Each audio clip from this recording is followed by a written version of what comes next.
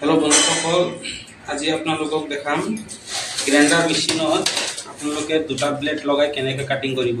প্ৰথমে মই এটা লগাই দেখাই আছো আপোনালোকক। এটো চাব, এটা ব্লেড লগাই কাটিলে দুবাৰ কাটিব লাগিব, দুবাৰকে। এটো মই দেখাই আছো।